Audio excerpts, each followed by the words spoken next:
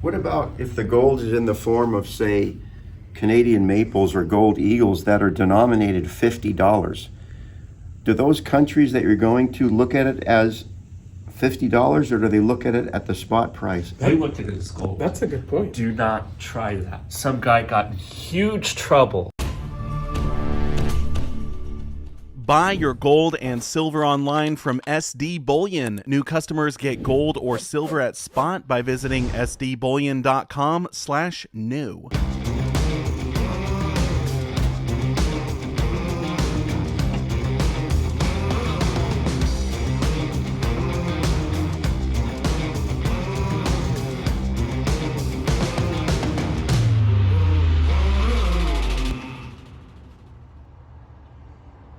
What is up? Good to see you. Good to see you. King Richard in the house.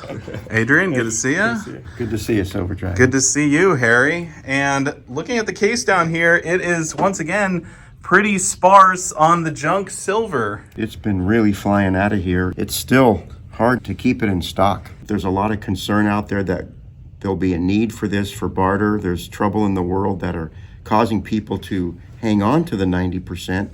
And as we've discussed in other videos, there's no more of it being made. So, you know, it's just harder to come by at times like this. Well, I like the junk silver. I think everyone should stack it if you live in America. Do you think we're ever going to get those $25 Morgan and Peace dollars back? Not with silver near $32 an ounce, because I've got to buy it at a price where I can make a couple dollars, and people aren't going to be real happy to sell a silver dollar for $18 or $20 when silver's near 32. Yeah. So it'd have to go back down several dollars for me to get that back again. Even at $30 for a Peace dollar and $32 for a Morgan, look how few I have. I know. They just gone. It's still a good price, I think. Yeah. I mean, Yeah. just considering what silver's at and what it takes to replace those, it's not a bad deal. You have some really cool stuff down here in the silver case. We got rounds, bars, coins. In fact, I'm noticing you're a little bit light on the silver eagles. Have people been buying those up? Yeah, by the hundreds. For some reason, even though right now they're kind of expensive, we can't keep those in stock. They want the cheapest, they want the constitutional silver, and they're willing to pay the high premium as well just to get something that's American. It's usually a different purchaser. It's unusual to have someone buying a lot of constitutional and a lot of eagles. I think this is the segment that's concerned about barter and the collapse of the dollar. And eagles, you know, it's just a legal tender coin that's backed by the U.S. government. And if you believe something that's backed by the U.S. government has extra value, you probably don't think there's going to be a collapse. Yeah, you make a good point. I will say this. So I've been stacking eagles for quite a while, and I have a few extras that I could part with at some point, but I'm waiting for the ratio to get narrower. So right now it's about 74-1 silver to gold. I'm hoping it'll continue to drop as the price goes up, and eventually it'll kind of be in my favor to trade some of my silver for gold. Have you heard of lots of people wanting to try this? Lots of people ask us about, you know, when might be a good time to do it. And right now we're at about, what, 74-1? Yeah. You know, I remember a time in 1979, maybe early 1980, when it was just about 16-1. Whoa. When silver hit nearly $50 and gold was at 800. So I personally don't think 74 is all that great a number. Yeah. It's better than it was when it was over 100-1, but it's nowhere near what I've seen it be at one time. Well, one thing I know that people are worried about is that when they want to do the trade, there's just going to be no gold. They'll bring in their silver and they'll go, well, there's, you know, nothing in this tray for me to trade for.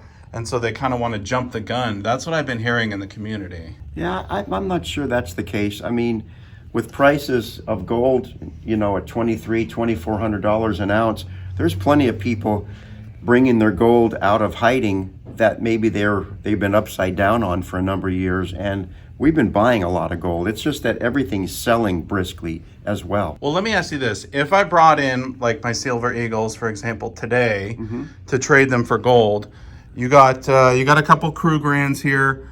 What would be the trade? Would you go spot, like 74 eagles for one Krug? I probably would, because And it's going to matter to a dealer what he or she needs at the moment and what maybe is overstocked. But you bring up an interesting example. We're low on Silver Eagles right now, and frankly, Krugerrands haven't been selling as well. So if someone wanted to do a straight up spot for spot on Eagles for Krugerrands, I would definitely do that. Wow. If I had the Krugerrands in stock, Yeah. which I have a couple. If I did come in with $10,000 or more to buy gold, silver, whatever, there's a form I would have to fill out, right? Yes. Anything more than $10,000 in cash, there's a form called the IRS Form 8300 that a dealer is required to file on behalf of his business and the customer that made that purchase. In 9 years, only one person has allowed me to do this, meaning saying, yeah, I don't care, I'll just buy what I want and I'll fill out the form. Wow. Once in 9 years. Wow. And the form's pretty invasive. Yeah, I mean, you got to put like your social security number, your address, everything. Everything. And it's a rather long, involved form. All these pages are for one form. The instructions are very complicated. I don't know about you guys, but seeing a form like this and how invasive it is makes me want to buy some more silver and gold to, keep that privacy. They want to know literally everything and what you're buying and what you're doing. It's a little weird. Yeah, I mean, I understand they've got like anti-money laundering laws and stuff like that. But I mean, come on, 10 grand. 10 grand is not what it used to be. I mean, that's like 4 ounces of gold now. Just about. Maybe not even quite with a premium. Well, you know what concerns me is when I first started stacking, I saw gold at $1,200 and you could get 8 ounces of gold without going over the $10,000 mark. Right. Now it's 4. What if it goes to 2 or 1? I mean, at some point, it's like you buy any reasonable amount of bullion, you're going to be spending more than the 10 grand. I mean, just with inflation alone, it could get ridiculous. Unless the law is changed in terms of the requirement of this form, it could become very onerous because basically every single transaction for gold would be reportable. Every single one. Yeah. I mean, that's scary. For cash. Now, if a dealer wanted to circumvent that problem, we could say, we'll take your check or we'll take a Visa card. Yeah. Or wire. Or a wire transfer. But all of those things create a paper trail in and of themselves. I mean, I kind of like what Adrian said, maybe we should be stacking a little bit heavier right now while things are where they're at. I understand it's for anti-money laundering, so I it's important. Don't get me wrong. I'm not saying that bad things could happen with that, but it's just, you're purchasing bullion. It's not like you're doing something wrong. Yeah, you're not doing anything wrong. And I mean, when you're buying constitutional silver or when you're buying American Silver Eagles, you're trading a fiat currency for another currency. I mean, it has a face value, yes, but it also has the silver value, which is much, much greater. And something that I was talking to, I think it was Oliver or Richard, it's money anywhere in the world. I mean, you can literally pick up your gold and silver and land in whatever country you want, and you got money. You got some type of trade. Yeah. And I just think it's really cool to have. But well, speaking of it being money anywhere in the world, Richard, you've done some traveling in the past, and you've traveled with coins and silver and things of that nature. Has that been a problem for you, like on a plane or anything like that? There are things like declarations, of course, traveling internationally with $10,000 or more worth of stuff. But personally, I've never had any problems. What about if the gold is in the form of, say, Canadian maples or gold eagles that are denominated $50? Do those countries that you're going to look at it as $50, or do they look at it at the spot price? They look at it as gold. that's a good point. Do not try that. Some guy got in huge trouble, I believe, going to Mexico because the American government was like, oh yeah, well, we can't look at the American Eagles as anything but the face value, because they tried to nail him on that. But as soon as he landed in Mexico... All right, here's the story that Richard is referring to, and I just want to go over it so everyone understands kind of the problems that could arise when you're traveling with silver or gold to other countries. So in April of 2010, a client sent us an article from a Mexican newspaper. The article said that Mexican federal police seized over 150 ounces of gold coins. They took them from a traveler, we'll call George, in the Mexico City International Airport. The coins were 1 ounce U.S. gold eagles and South African Krugerrands. George was on his way to Panama when police detained him. Mexican law requires a customs declaration of cash or cash equivalents entering or leaving Mexico with a value exceeding $10,000. George failed to make this declaration. Police also said he was evidently nervous when they approached him. After authorities detained him, they took George to a Mexican prison. He spent the next 3 weeks there.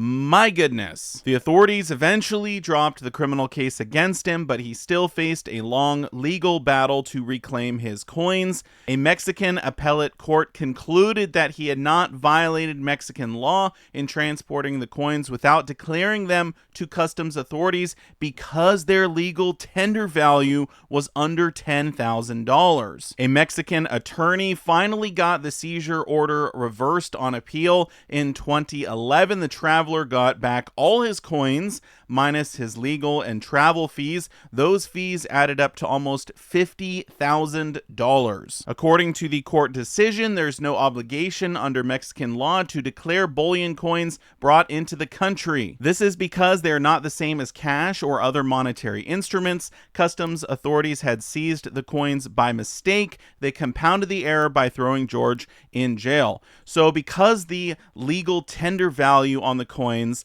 was under $10,000, he actually was able to travel with them and just claim the face value. However, the authorities didn't know this. He went to jail for 3 weeks and had to spend $50,000 in legal fees. So is it worth the risk?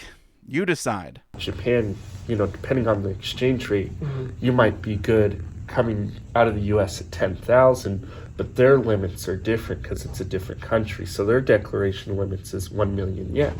Sometimes that's more, it's like $12,500. Sometimes it's a lot less. Like right now, $10,000 is about 1.5 million yen. Well, I mean, it's certainly a lot to think about. I like your idea, Harry, of, let's just go with the face value. I mean, when I think of that, I'm like, let me just get a bunch of those America the Beautiful quarters, because they're 5-ounce silver, but they're only 25-cent face value. It's true. But I like Richard said, I think maybe you would have problems if you tried to do that. It depends on the country. Some countries may not have limits. Some, have very small limits. Some have huge limits. And it also depends on what you're bringing. Some countries may not care about silver, and you can bring as much silver as you want, but then they want to tax the gold, vice versa. One thing we have to consider too is we're assuming that you had to get up, grab your gold, and go and leave the country and go somewhere, in your perception, safer. Honestly, where are you going to go? Yeah. Really? I mean, America's not perfect, but where are you going to go? Good point. It would have to get really bad. We've gone over a lot of things, Harry, and it's certainly gotten me thinking. Thank you, Silver Dragons. Thank you so much. Silver's over $32 an ounce. I know. It's going crazy right now. Good to see you, King Richard.